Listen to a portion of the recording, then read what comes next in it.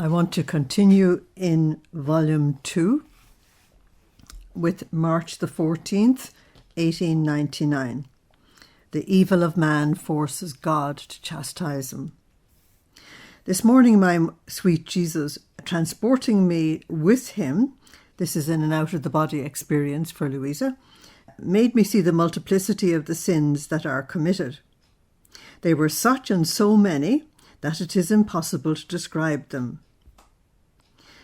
I could also see a star of enormous magnitude in the air, and within its roundness it contained black fire and blood. Well, you do know that in late 20th century that what they call the planet X, or the 10th planet, also called Nibiru, was discovered. And after that, then NASA wanted to pretend it didn't happen because it was causing such fear around the world. This planet is so very much bigger than planet Earth, and its orbit takes about 2,600 years, and it's on its way. So the black fire and blood would make enormous sense. If this planet is coming close to us, the damage it will do will be colossal. Luisa says it would strike so much fear and fright even looking at it, that it seemed that death would be the lesser evil than to live in these times so sad. In other places one could see volcanoes with their mouths opening, which are also to inundate the country nearby. So there are a lot of volcanoes in Italy. That's what she means by the country nearby. One could also see sectarian people. Now, it's a strange expression that she uses, but since Italy was Catholic, sectarian people have to be the communists and the Freemasons, who will also go on causing fires. Now, fire doesn't mean just setting a house on fire. It means trouble of all kinds. While I was seeing this, my beloved and afflicted Jesus told me, "Have you seen how much they offend me and what I keep prepared?" That means the judgment that's waiting for them if they really push divine justice that far. "I am withdrawing from man." Now, this is the worst punishment of all. If you go to Ezekiel chapter 10 and 11, you'll see that the Spirit of God actually lifted up from the temple in chapter 10, hovered over the temple because it was his home on earth, and then left. And on that particular occasion, the people repented. And so in chapter 11, the Spirit of God comes back and takes up his residence in the temple. When you read Romans chapter 1, and St. Paul speaks about the dreadful, dreadful corruption of the city of Rome in his day, 3 times he says God left them to their terrible practices, God left them to their terrible immorality, and God left them. Now, that means, of course, that the Empire of Rome was going to fall, and it did. As he was saying this, we both withdrew into my bed, and I could see that because of this withdrawal of Jesus, people would give themselves over to the most awful actions and more murders. That's what happens, you see, when grace is withdrawn, because God is grace. Grace is an outpouring of God, and if grace is removed, then people are worse than animals. Once we had withdrawn, Jesus seemed to place himself in my heart, and he began to cry and sob, saying, "Oh man, how much I have loved you. If you knew how I grieve to have to chastise you." So Jeremiah 31:3, "I have loved you with an everlasting love, and I am constant in my affection for you." Even God's justice is love, because all of God's attributes are equal, and they are all intermingled as one. For example, justice is merciful, because if you get justice on the earth, maybe you might repent and you won't go to hell. Justice is wise, because it treats you properly on the earth so that you don't lose your soul, and so on. But we think that mercy means being let off the hook, and that God doesn't call us to account. But mercy is just. And mercy is wise. And mercy is prudent and all the rest of it. And love is just, and love is kind, and love is merciful as well. So all the attributes of God intermingle. If you only knew how I grieve in having to chastise you, Jesus said, but my justice forces me to do this. Oh man, how I cry and grieve over your lot. And then he burst into tears again, and he would repeat those words because he loves us. John 15:9. As the Father has loved me, so I have loved you. So this love is infinite, absolute, eternal. And so, of course, Jesus would grieve over the way we are destroying ourselves as individuals, societies, and the world. Who can say the pity, the fear, the torment that arose in my soul, especially in seeing Jesus so afflicted and crying? I did as much as I could to hide my sorrow, and in order to console him, I said to him, O Lord, it will never be that you will chastise man. Holy spouse, do not cry. Just as you have done the other times, you will do now. You will pour your justice into me. You see, that's the incredible mercy that God has given to the human race, that he calls victim souls who will stand between his divine justice and the human race. You will make me suffer so that your justice will not force you to chastise the rest of them. Jesus would continue crying, and I would repeat, but listen to me a little bit. Have you not put me in this bed so that I might be a victim soul for others? You have to add the word soul because the word victim gives a different message today. Have I perhaps not been ready to suffer the other times so as to spare them? Why do you not want to listen to me now? And with all my poor words, my book says, speaking, but words is a better rendition. With all my poor words, Jesus couldn't calm himself from crying. So no longer able to hold it, I too broke the dike of my crying, saying to him, Lord, if your intention is to chastise them, I too do not have the heart to see them suffer so much. Therefore, if you truly want to send the scourges, and my sins no longer make me worthy to suffer in the place of others, I want to come. Put there 2 Corinthians 5:8. We are full of confidence and actually want to be exiled from the body and make our home with the Lord. I want to be on this earth no more. Then the confessor came and called me to obedience, and Jesus withdrew, and that's how it ended. The following morning, I kept seeing Jesus withdrawn within my heart, and I saw that people would come even inside my heart and would tread upon him and trample him underfoot. I would do as much as I could to free him, and Jesus, turning to me, said, Do you see where the gratitude of man actually reaches? They themselves force me to chastise them, and I cannot do otherwise. And you, my dear one, after you've seen me suffer so much, may you hold crosses more dearly and pains as delights. That's Hebrews 12:2. To hold pains as delight does not mean, of course, that you don't suffer, that you don't feel the pain, but that you know the value of it. So Hebrews 12:2 says that for the joy that was set before him, he endured the cross, despising the shame of it. So March the 18th, 1899, charity is simple. I want to give you 1 John 4:7. God is love. So charity or divine love is simple. So just make sure you write down divine love there, that it's not human love you're talking about. This morning, my beloved Jesus continued to make himself seen from within my heart. And in seeing him a little bit more cheered, I plucked up courage. And I began to pray that he would not send so many chastisements. And Jesus asked me, What moves you, my daughter, to pray not to chastise the creatures? In other words, what's your intention? Now, in all of these writings, your intention is extremely important. It's not what you do, it's why you do it. That is terribly important.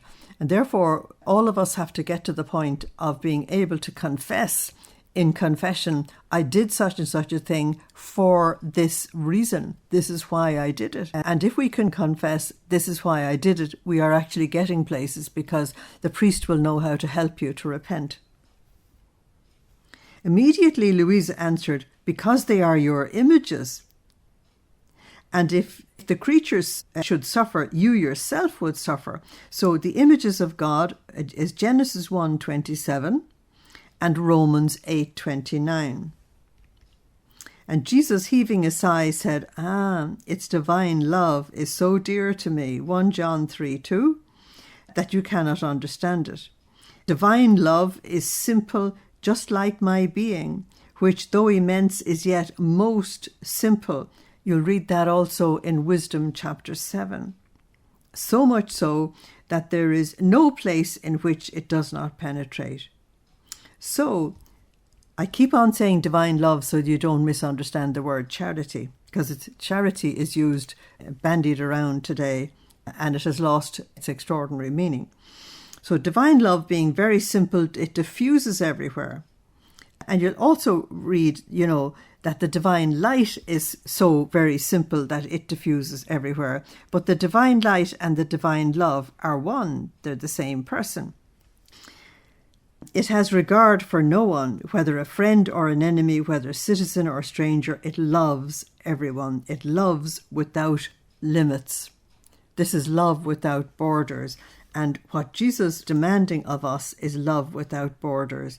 That's 1 Corinthians 14:1, Matthew 5:34 to 38, that we must be perfect like our Heavenly Father is perfect. So March the 9th, 1899.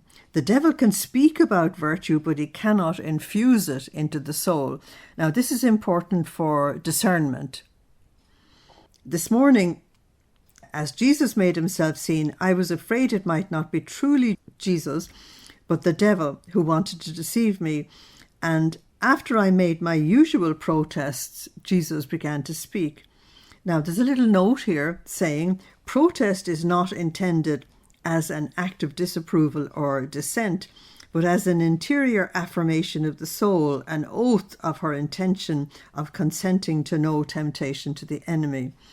In Volume 1, Luisa writes, Jesus Christ taught me that the most effective means for the soul to be freed of every vain apprehension, of every doubt, of every fear, was to protest before heaven, earth, and the very demons that she does not want to offend God.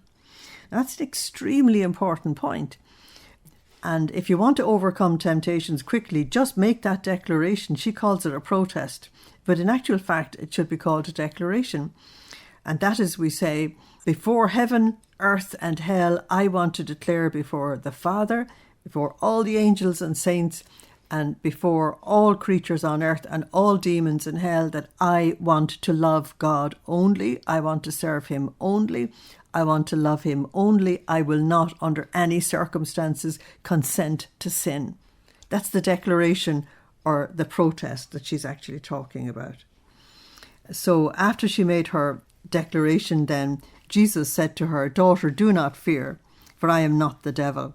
Besides, if he speaks about virtue, it's a coloured thing. Coloured meaning something you colour on a page. In other words, there's no reality to it.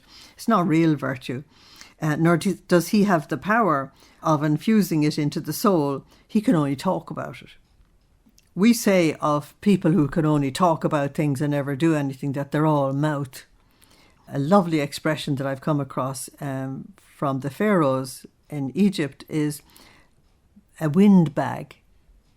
In other words, there's no reality there. You can stick a pin in it and the wind goes out.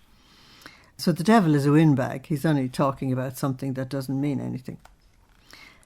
And if sometimes the devil shows that he wants to make the soul practice a little bit of good, she, the soul, is not persevering because there's no grace involved.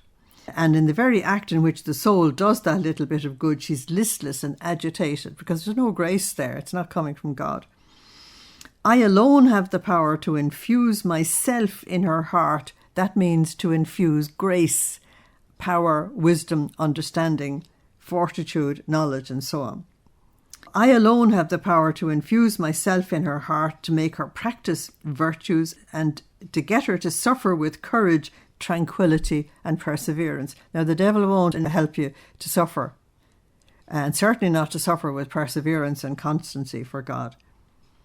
And then, when is the devil ever gone in search of virtues? His hunting is for vices. That's his thing. And to bring down the human race. Therefore, don't fear and be tranquil. So March the 20th, 1899. This morning, Jesus transported me out of myself and showed me so many people all in discord. They're out of God's order.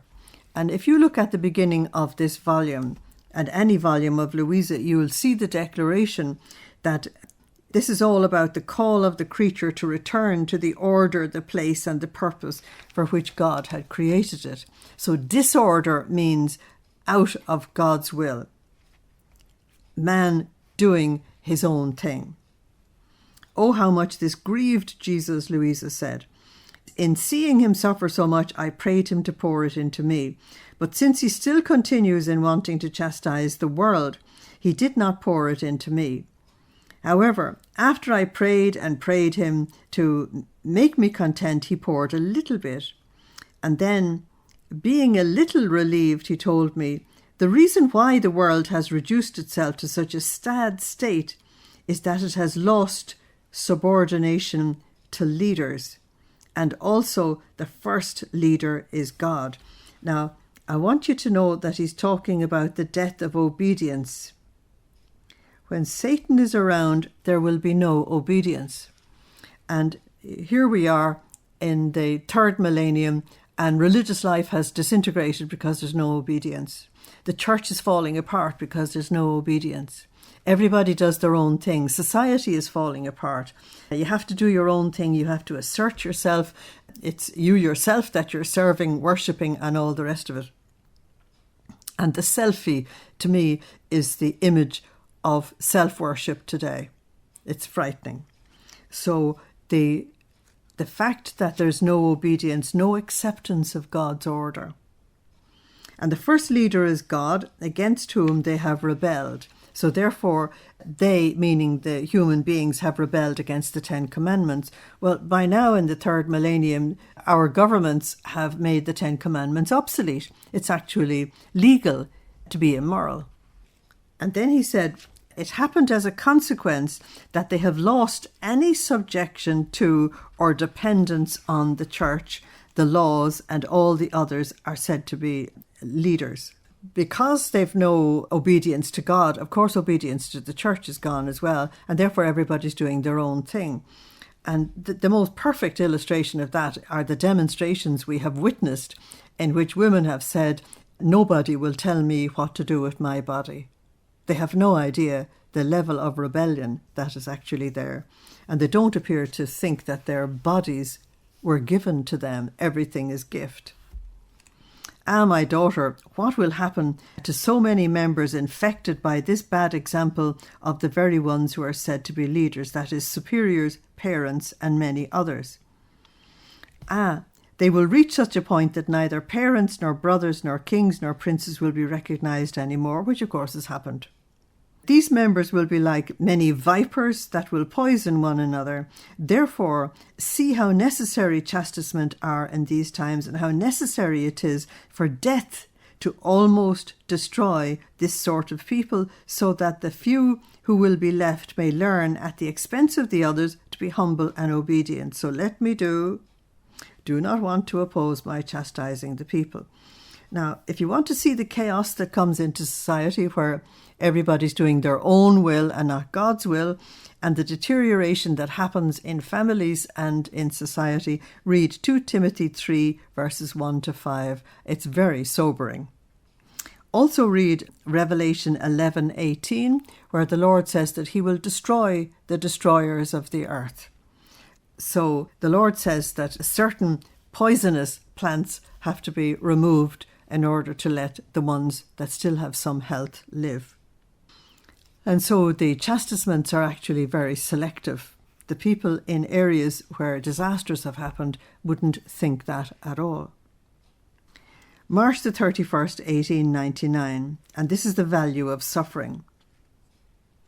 This morning, my adorable Jesus made himself seen crucified, and after he communicated his pains to me, he told me, "Many are the wounds that made me suffer during my passion, but the cross is just one reality."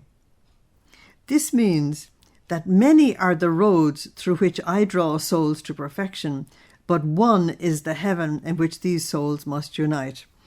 Now, the English very often is very poor because the adverbs and the nouns are put in the wrong place for the English language. So Jesus is saying that even though he had thousands of sufferings, the mystery of the cross is one reality.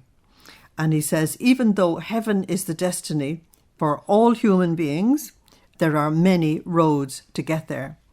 And even people who are together in one class, they may be on different roads to heaven as well. Because that's like saying you can travel to Dublin, but you may not travel on the motorways. You might travel the country roads. You might decide to go through the small towns on your way. There are different ways of getting there. And even entering the city, you can enter it from different angles and so on. Well, that's the way it is spiritually, that we take different roads to heaven. So this heaven that we are aiming at has different places in it, more or less glorious. So I want to give you John 14:2 for that. In my Father's house there are many mansions, and there is one for you. And these places will be distributed according to the sufferings suffered down here on earth, more or less heavy. Oh, if all knew the preciousness of suffering, they would compete with one another to suffer more. But this knowledge, the word in my book says science, this knowledge is not recognized by the world, and so they abhor all that can make them richer for eternity. So there are many roads to heaven, but you won't get there without the cross. These writings are completely clear that you cannot get there without the cross. If you reject the cross, you've rejected the journey.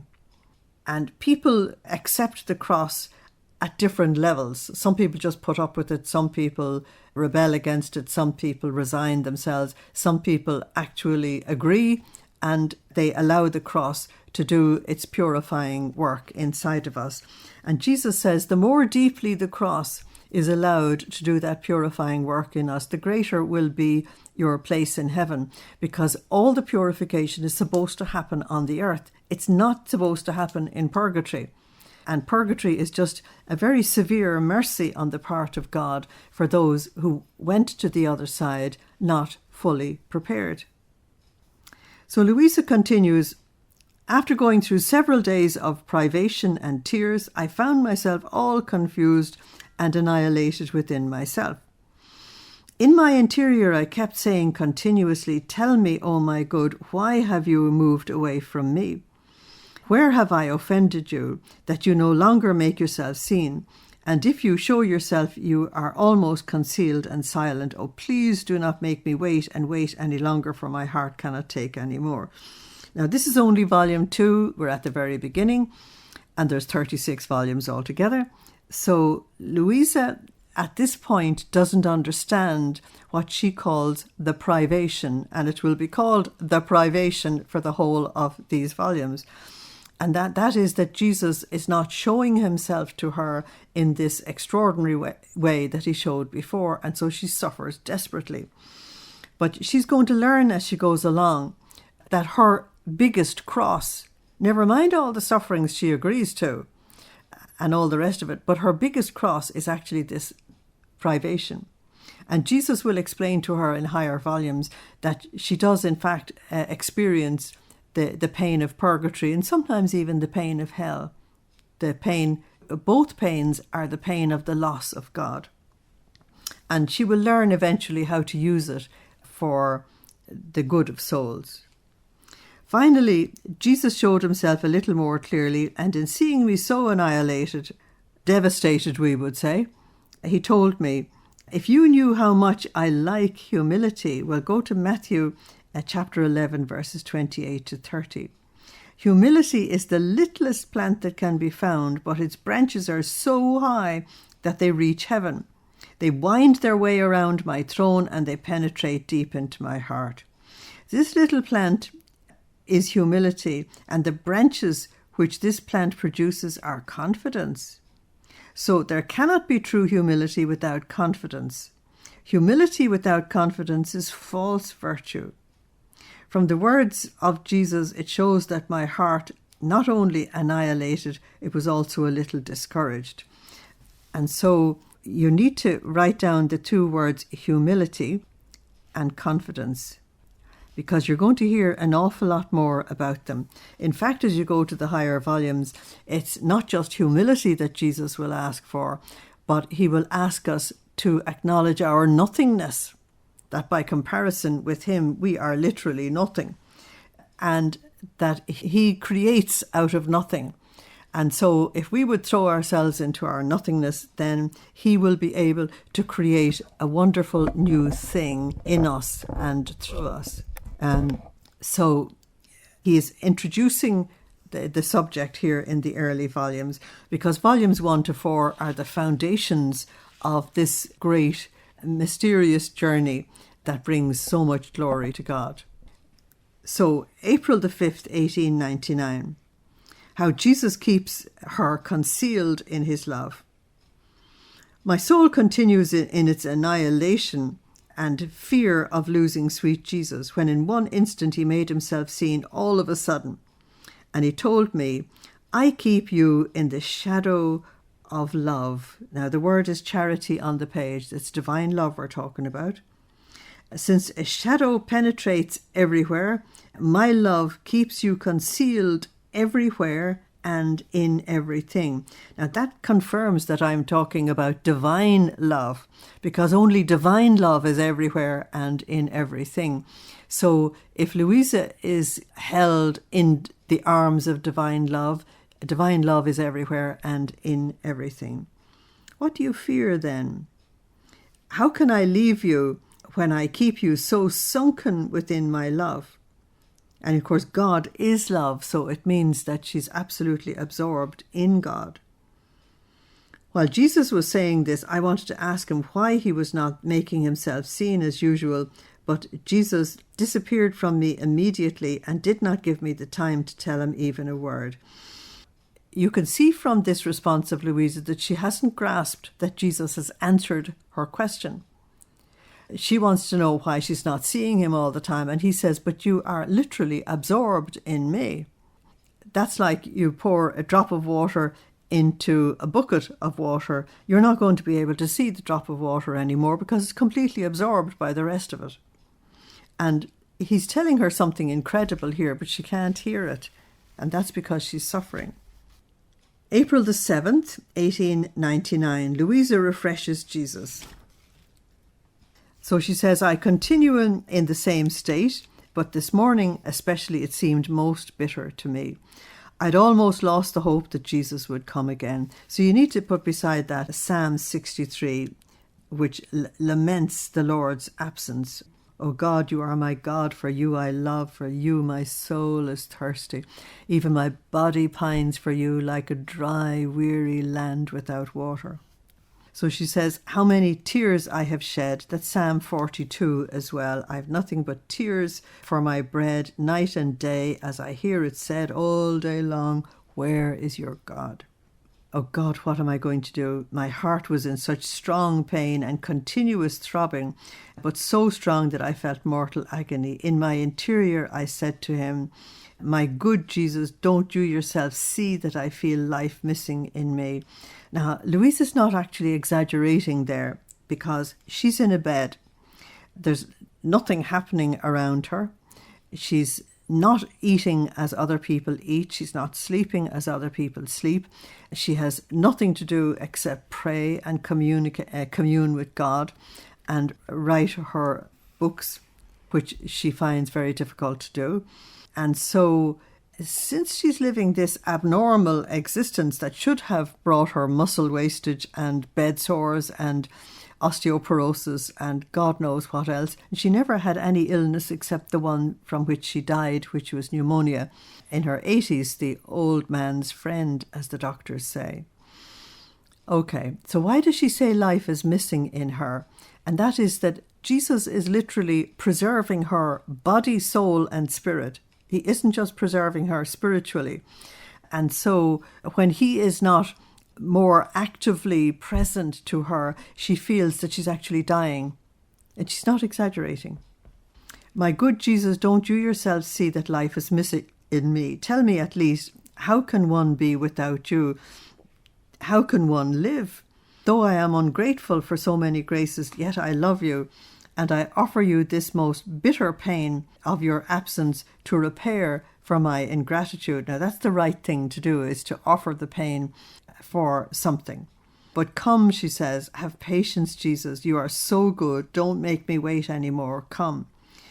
Don't you yourself know what a cruel tyrant love is, and you don't have compassion on me? So what she's saying there is that true love, genuine love, demands union with the beloved, demands unity. True love won't tolerate separation.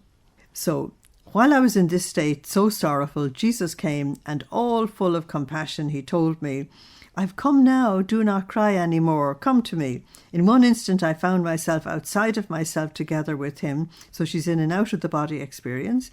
And I looked at him, but with such fear that I might lose him again, that tears would pour in large streams from my eyes. And Jesus continued, no, don't cry any more. Take a look at how I am suffering. Look at my head, the thorns that have penetrated so deep that they no longer show outside. Do you see how many gashes and blood cover my body? Come close to me and give me refreshment. So what he is doing, he is deflecting her from looking at her own sufferings to look at his. Because if she looks at his sufferings, she knows what to do. And that is that she will take some of these sufferings to herself to give him what he calls a refreshment. Please don't misunderstand. For you and me, a refreshment is a cup of tea or coffee or a drink or something. It's not so for him. A refreshment means that she will take some of his sufferings to relieve him and therefore to save souls. And he will also mitigate chastisements for her as well. So by occupying myself with the pains of Jesus, Luisa said, I forgot about my own, which was the issue, a little bit. And so I started from his head. Oh, how harrowing it was to see those thorns so sunk into his flesh that one could not pull them out. While I was doing that, Jesus would lament, so great was the pain that he suffered. After I pulled the crown of thorns off, all broken, I put it together again.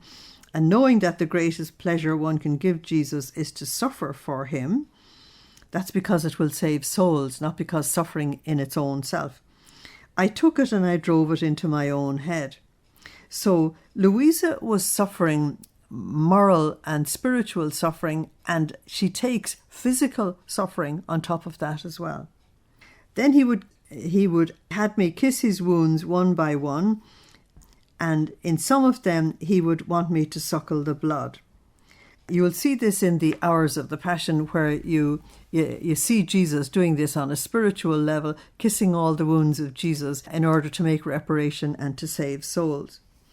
I was trying to do everything he wanted, though in mute silence, when the Most Holy Virgin came and said to me, ask Jesus what he wants to make of you. In other words, there is a program, there is an adventure, there is a calling, there is a vocation, and Luisa is thinking that she has experienced what needs to be experienced, and not at all. There's an incredible journey ahead for her. So Blessed Mother asks her to ask him. I would not dare, she said, but Mother encouraged me to do it.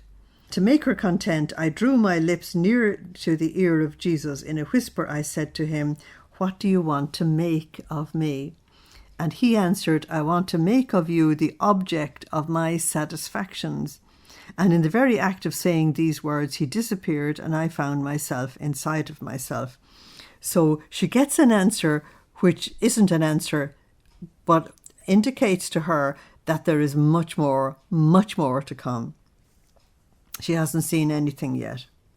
Luisa has no idea at this particular point that she's being called into the divine will at such a depth that she herself will be encouraged and graced to open the kingdom of the divine will for the rest of us. She wouldn't have understood those words at this particular point.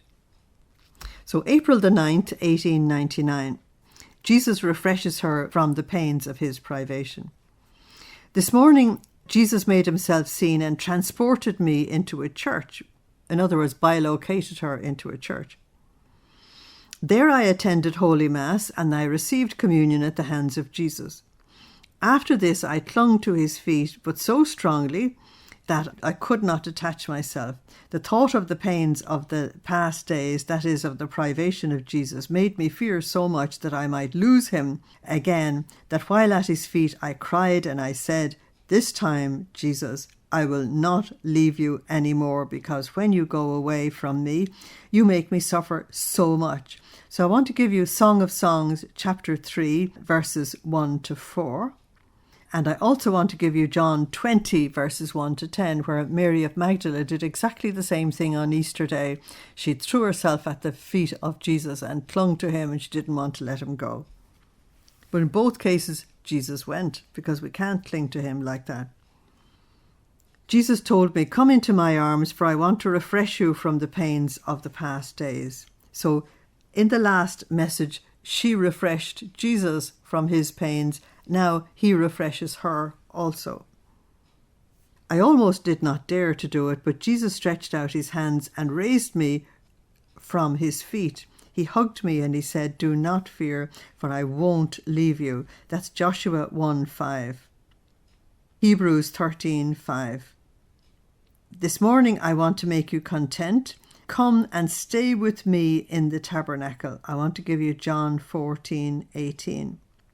And so we both withdrew into the tabernacle. That, of course, is Luisa's soul, not her body. Who can say what we did? He would kiss me and I him, and then I would rest in him and Jesus in me. And I would see the offences that he received in the most holy Eucharist, understood, because they're in the tabernacle, and would make acts of reparation for the different offences. Who can express the patience of Jesus in this most holy sacrament? It is so great that it is frightening just to think about it. But while I was doing this, Jesus made me see the confessor who was coming to call me into myself. He told me, "Enough now, go, for obedience is calling you." It seemed that my soul would return to my body, and indeed the confessor was calling me to obedience. So, April the 12th, 1899, Jesus says, "Being in the most blessed sacrament for me is the same as being in your heart." This is terribly important. Today, without having me wait so long, Jesus came quickly and he told me, "You are my tabernacle." That is 1 Corinthians 3:16. "Know you not that you are the temple of the living God, and that God dwells in you?" Being in the most holy Eucharist for me is the same as being in your heart. Or rather, in you I find something more. I'm able to share my pains with you and to have you with me, a living victim soul before the divine justice, which of course I don't find in the tabernacle. And while saying these words, he enclosed himself within me. So the tabernacle is a dead thing, there's no response, and the heart is the living tabernacle, and he only tolerates the dead tabernacle in order to come into our hearts and reign there, the living tabernacles. So while within me, Jesus would make me feel the pricks of the thorns and the pains of the cross and the labours and the sufferings of his heart. Around his heart, I could see a braid of iron spikes, which made Jesus suffer very much. How much pity I felt in seeing him suffer this way. I would have wanted to suffer everything myself rather than let my sweet Jesus suffer, and from the heart I prayed to him to give his pains and sufferings to me. Then he told me, "Daughter, the offences which most pierced my heart are the masses that are said sacrilegiously and the hypocrisies of the priests." Who can say what I understood about these two words? It seemed to me that externally one shows that he loves and praises the Lord, but internally he has poison ready to kill him. Externally, one shows that he wants the glory and honour of God, but internally he sees his own honour and esteem. All works done with hypocrisy, even the holiest ones, are works completely poisoned, which embitter the heart of Jesus. So, first of all, I want to give you Matthew 23, where Jesus absolutely castigated the scribes and Pharisees for their hypocrisy. They had the holy robes, they had the holy jobs that our cardinals, bishops and priests have today. They were carrying out the holy liturgies as our cardinals, bishops and priests are today. And yet they were the very ones that Jesus condemned absolutely. While when ordinary sinners came to him, he was compassionate with them because they were only weak, and therefore they were prepared to open their hearts to him and to come to him and receive the grace of conversion. Some of the wonderful conversions in the gospel, like Zacchaeus, like Mary of Magdala, for example, they seemed to have been absolutely terrible, but they were like the prodigal son in the parable of the prodigal son, that while they were doing awful things, their hearts were not actually closed against God. Whereas the people who are in the position of cardinals, bishops and priests today, who have all the right jobs, all the right clothes, all the right privileges and absolutely everything else, they might be the ones like the elder brother in the parable of the prodigal son, whose hearts are wrong. And it's very, very, very sad. It's very sad. So look at 1 Corinthians 10 and 1 Corinthians 11, where Jesus speaks about sins that are committed during the Eucharist. So April the 16th, 1899. This is a preparation for communion. And again, Jesus speaks about sins given to him by his own. Now, his own are the people who are committed to him. These are the cardinals, bishops and priests and the religious. And obviously, whatever laity are really committed to him. While I was in my usual state, Luisa said, Jesus invited me to go around and see what the human creatures were up to. I said to him, my adorable Jesus, this morning I don't feel like going around and seeing the offences that they give you. Let's stay here, just the two of us together. Now, of course, that's the temptation we all have. Let's stay here just nice and cosseted and we don't have to look at it. But in actual fact, you do have to see what's going on so that you'll make reparation. But Jesus insisted that he wanted to go around, and so to make him content, in other words, to please him, I said to him, if you want to go out, let me rather go inside some churches. In other words, she thought it wouldn't be so bad to go inside churches rather than the so-called big bad world, because the offences that they give you are fewer there. So we went inside a church, but there also he was offended, more than in other places, and this is the shock. Not because more sins are committed in the churches than in the world, but because these are offences given to him by his dearest ones, his closest ones. But everybody knows this in their ordinary everyday life. The people living on the next street to you are not the ones who cause you the greatest pain. They are the people in your own household. The ones that you call spouse and children and relatives and all the rest. They have the ability to cause you more pain than anybody else. So these are the offences given by his dearest ones, by the very ones who should lay down their soul and body to defend the honour and glory of God. This is why they reach his adorable heart more painfully. I could see devout souls. Now, devout souls to her seems to be, we would think lay people, but they seem to be religious and priests, but let's include the laity as well, who, because of bagatelles of no importance, you know, Shakespeare wrote a play called Much Ado About Nothing. And this is the me stuff. And you're getting all het up about absolute nothings. And she calls them bagatelles of no importance. They did not prepare well for communion. Oh dear. Instead of thinking of Jesus, their minds were thinking about their little disturbances, about the many trifles. And this was their occupation. Oh dear.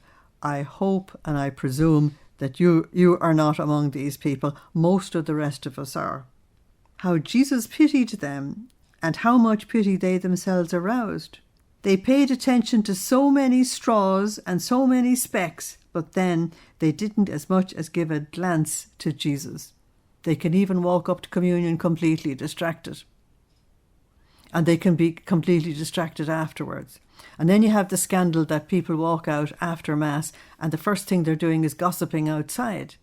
Do they even know they have received Jesus? So I want to give you Matthew chapters 1 to 6, or Matthew 6, 1 to 6, I think that should be. Matthew 6, 1 to 6. Jesus said to me, "My daughter, how these souls prevent my grace from pouring into them."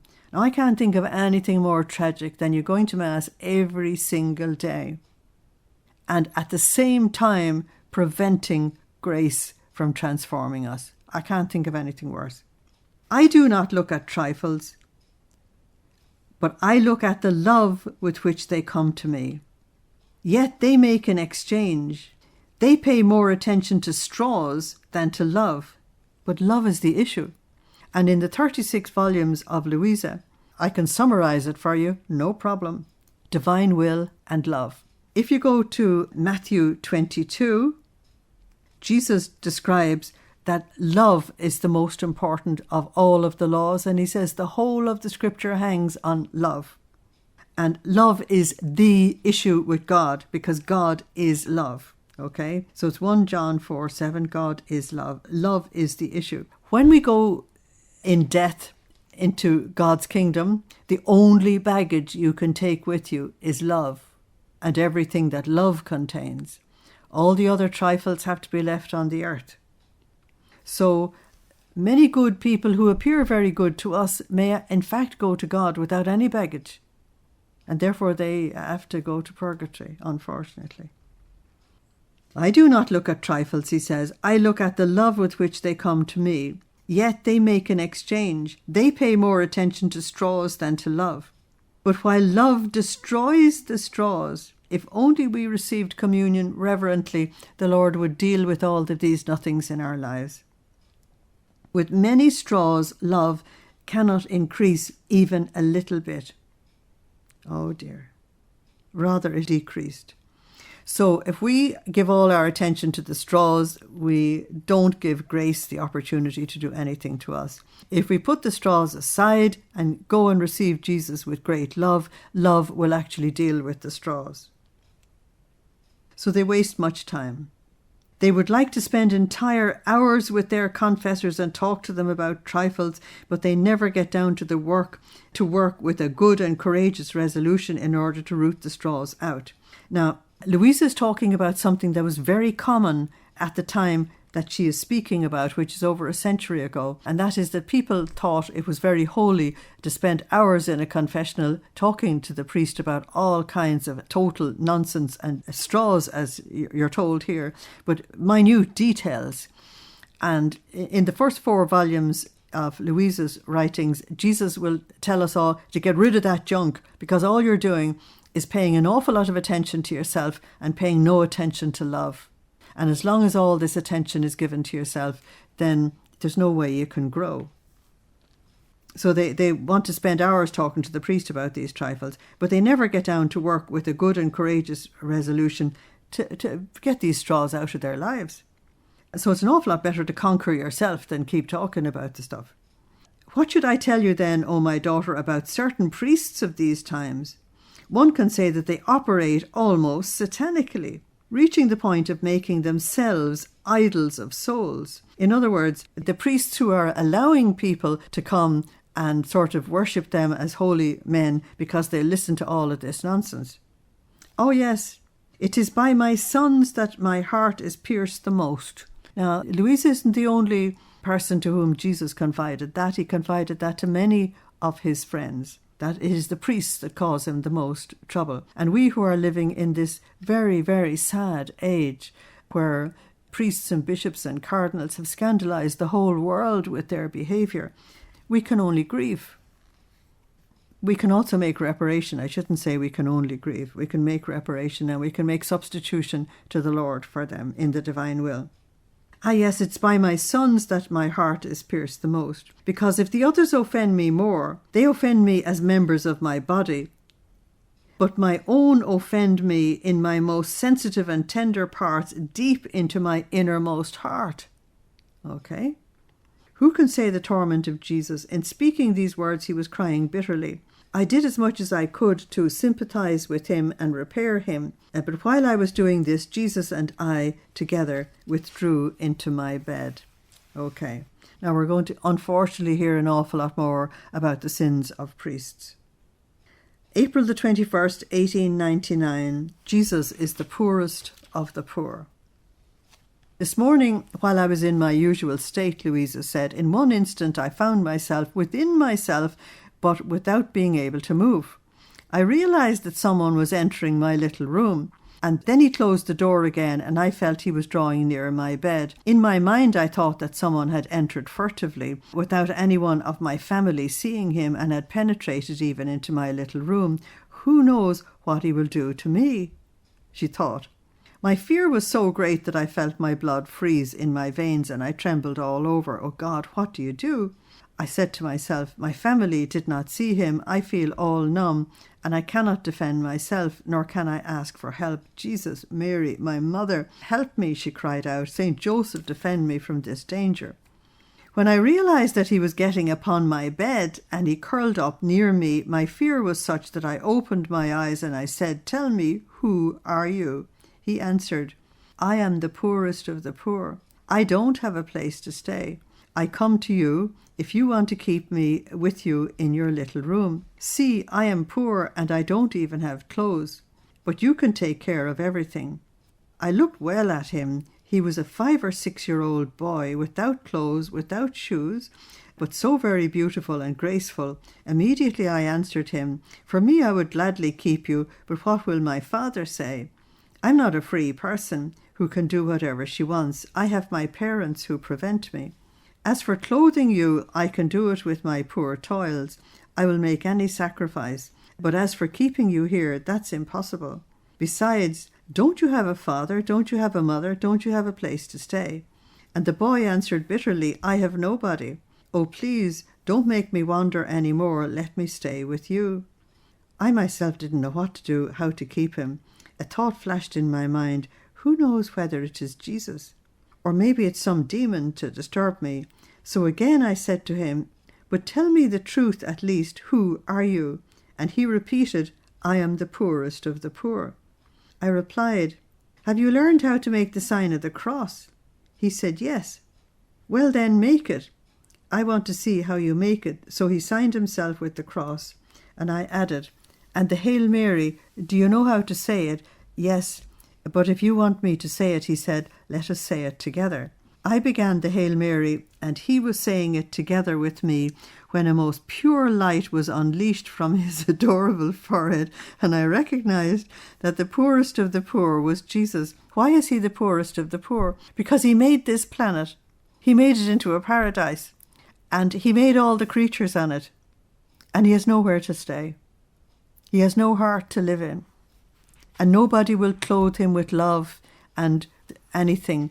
And so that's why he showed himself to Luisa as unclothed, because his clothing is love, because God is love.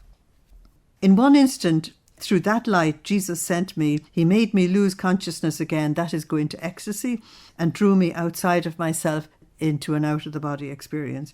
I saw myself all confused before Jesus, especially because of my many rebuffs. And immediately I said to him, my dear little one, forgive me. Had I recognized you, I would not have forbidden you to enter. And then, why did you not tell me it was really you? I have many things to tell you. I would have told them to you and would not have wasted so many time on useless things and fears. Besides, in order to keep you, I don't need my family. I can keep you freely because you don't allow yourself to be seen by anyone. But while I was saying this, he disappeared, and so it ended, leaving me a pain for not having told him anything that I wanted to tell him. Now notice that she is so determined to tell him what is in her heart that she's not paying attention to really what he's trying to reveal to her.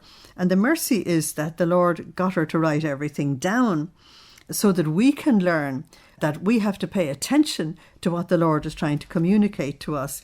and that we have to put it into practice. Now, of course, she will grow and she will be transformed. So I want to finish this segment with April the 23rd, 1899. The praises and scorns of others. There are two great impostors in life, and they are called praise and blame. Even people who are not Christians and the pagan philosophers were able to say this, because people can praise you for 101 reasons and they can blame you for 101 reasons, and none of the reasons for the praise or the blame may actually be correct. So if you're going to be wise, you put both praise and blame aside. And if you're working for the Lord, you only praise him and you don't blame him, of course, and you attribute everything you do to him. So she says, today I made my meditation on the harm that can come to our souls from the praises that other people give us.